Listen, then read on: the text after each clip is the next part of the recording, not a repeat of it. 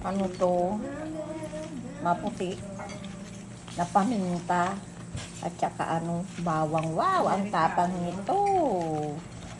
Ang sarap. Ito ang ulam nila. Diba? Ito ang ulam nila mga be.